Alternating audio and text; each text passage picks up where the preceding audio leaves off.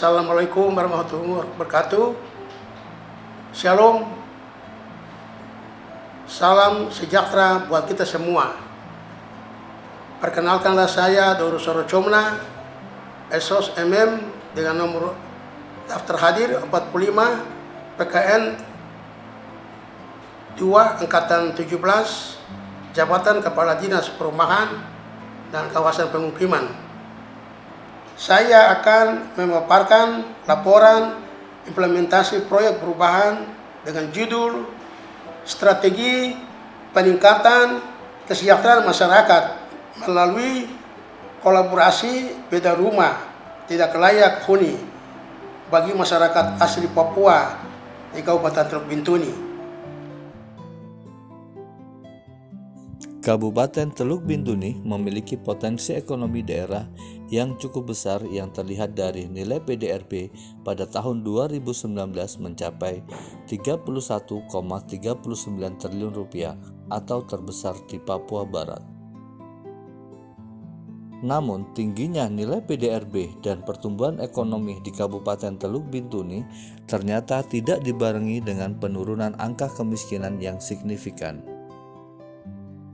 Salah satu indikator kemiskinan yaitu ketidakmampuan untuk memiliki rumah layak huni atau kualitas rumah yang dimiliki jauh di bawah standar kelayakan.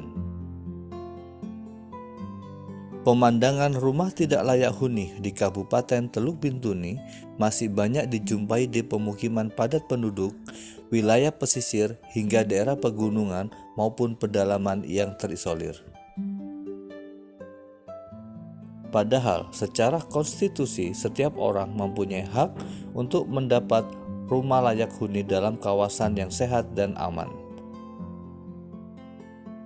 Oleh karena itu, untuk mewujudkan kebutuhan rumah layak huni bagi keluarga miskin khususnya orang asli Papua, maka perlu dilakukan inovasi rencana proyek perubahan yaitu bedah rumah tidak layak huni bagi masyarakat asli Papua di Kabupaten Teluk Bintuni. Untuk mencapai tujuan jangka pendek, maka dilakukan tahapan atau milestone sebagai berikut. Milestone 1. Koordinasi dan konsultasi dengan mentor. Melaksanakan koordinasi dan konsultasi dengan mentor dimaksudkan untuk mendapatkan saran dan masukan terhadap proyek perubahan ini. Milestone 2. Pembentukan tim efektif. Pembentukan tim efektif dalam mendukung proyek perubahan ini melibatkan unsur pimpinan dan staf pada Dinas Perumahan dan Kawasan Pemukiman Kabupaten Teluk Bintuni. Tim efektif dibentuk berdasarkan surat keputusan Kepala Dinas.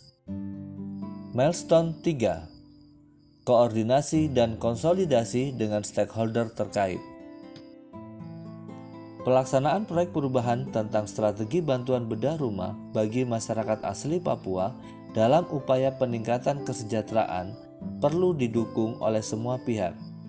Oleh karena itu, dilakukan koordinasi dan konsolidasi dengan stakeholder terkait. Capaian dalam milestone ini adalah adanya persamaan persepsi atau pemahaman tentang pentingnya bantuan bedah rumah bagi masyarakat khususnya orang asli Papua. Selama ini kita lihat kondisi perumahan UAP yang kalau kita layak memang belum layak huni, nggak layak huni lah istilahnya tuh. Maka dengan program ini tentunya akan bermanfaat sekali untuk OAP terutama yang masih di daerah-daerah, terutama di daerah pegunungan dengan di daerah daratan dan pesisir itu. Mungkin itu yang Selain itu, adanya dukungan dari stakeholder terkait agar proyek perubahan ini dapat berkelanjutan demi peningkatan kesejahteraan masyarakat. Bedah rumah yang dilakukan oleh Dinas Perumahan dan Pemukiman Kabupaten Bintuni dalam hal ini Saudara Dorus Sorocomna dalam membuat perubahannya itu sangat baik karena bedah rumah ini sangat dibutuhkan oleh masyarakat asli Papua, di mana di wilayah Kabupaten Bintuni pemukiman kita itu sangat sulit karena ada di gunung, di dataran rendah dan juga di daerah pesisir pantai. Karena itu banyak dari rumah yang kondisinya sudah tidak baik. Dengan adanya koper dari aksi perubahan dari Pak Dorus ini diharapkan akan menjadi rumah-rumah layak huni. Menurut kami sangat memberikan pengaruh yang cukup baik terhadap tingkat kemiskinan dari angka di Kabupaten Teluk Bintuni yang pada tahun 2020 sebesar 29,39. Salah satu komoditas dari penghitungan angka kemiskinan yaitu aspek dari perumahan seperti itu. Jadi kami BPS sangat memberikan dukungan yang sangat penuh terhadap proyek perubahan ini yang dapat memajukan daripada dan menurunkan angka kemiskinan di Kabupaten Teluk. Milestone 4. Penyusunan desain perencanaan bedah rumah tidak layak huni. Bantuan bedah rumah tidak layak huni diharapkan tepat sasaran, efektif, dan efisien. Oleh karena itu, diperlukan desain perencanaan yang baik. Penyusunan desain bedah rumah tidak layak huni melibatkan tenaga ahli atau konsultan yang berkompeten, sehingga menghasilkan rumah layak huni yang sehat dan nyaman. Capaian pada milestone ini adalah dokumen desain perencanaan bedah rumah tidak layak huni bagi masyarakat asli Papua. Milestone 5. Sosialisasi dan jaring aspirasi masyarakat asli Papua terkait strategi bantuan bedah rumah tidak layak huni. Sosialisasi dan jaring aspirasi dilakukan dengan bertemu langsung dengan masyarakat asli Papua di kampung-kampung. Dengan demikian, akan diperoleh data yang lebih valid dan real sesuai kondisi di lapangan. Selain itu, reformer akan memperoleh kritik, saran, dan masukan untuk memperkaya draft peraturan bupati tentang strategi bantuan bedah rumah tidak layak huni bagi masyarakat asli Papua. Namanya inovasi tentang bedah rumah kepada masyarakat orang asli Papua perlu ditingkatkan. Betul-betul rumah itu memang dilayak kepada masyarakat yang tidak layak, terutama ke masyarakat Papua yang masih ada di sisi pedalaman, pesisir pantai yang di luar dari kota. Rumah yang nanti di dinas perumahan dilakukan, coba perhatikan dalam berapa tahun ke depan, jangan sampai masa akhirnya Pak Bupati. Tapi semua harus mengacu kepada visi-visi Bupati. Dia adalah membangkas atau mengurangi kemiskinan di kabupaten. Peraturan dari Bupati yang pro ke masyarakat supaya bedah rumah ini dimiliki oleh warga yang tidak mampu di kabupaten ini. Karena kita mau bangun semua itu agak berat, tapi bagaimana supaya mereka ini kita pastikan punya rumah yang layak huni yang dipenuhi atau dihuni oleh satu keluarga. Itu yang penting di situ. Kami sudah berupaya, dinas perumahan sudah bangun di selama ini sekitar yang tipe 42 itu 300 lebih, tetapi itu tidak mempan. Jadi lebih cocok kalau kita beda rumah. Beda rumah ini dasar supaya semua memiliki, semua bisa mendapat yang sama. Mungkin itu yang. Milestone 6. Penyusunan draft peraturan bupati.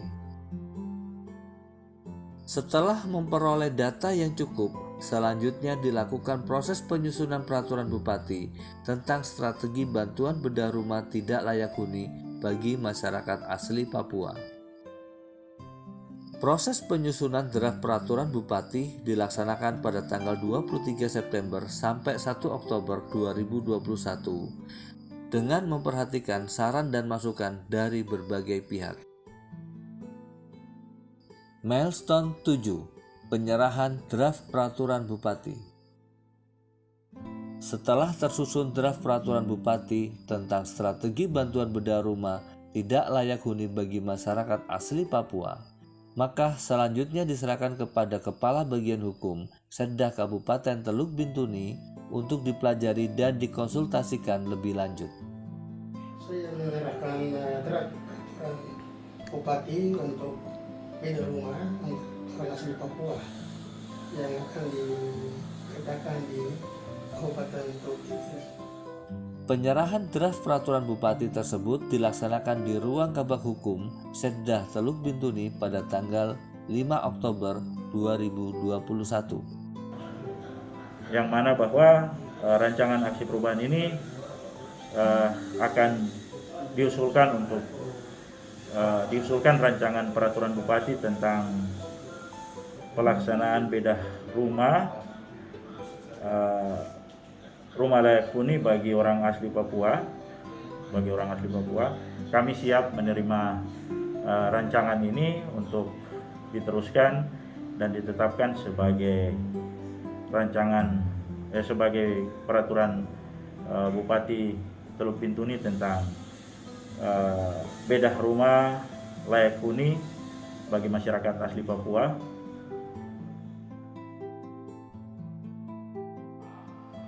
Bagian rumah itu ditanggung oleh pemerintah sebagaimana program pembangunan perumahan lainnya, tapi ini menjadi kolaborasi antara pemerintah dengan masyarakat. Kenapa demikian? Supaya cepat, karena membangun satu unit rumah itu makan waktu panjang dan perlu biaya banyak, apalagi yang antri banyak. Karena itu dipakai pola yang lebih cepat dan bisa menjangkau lebih banyak orang. Selain itu juga dengan pola kolaborasi pendanaan bantuan perumahan dalam bentuk kolaborasi itu kan membuat masyarakat merasa memiliki. Nah, selama ini misalnya kita beri bantuan perumahan, tetapi kemudian bisa terjadi rumah itu rusak, mereka tinggalkan lagi dan pergi lagi cari bantuan baru lagi. Pola ini harus ditinggalkan.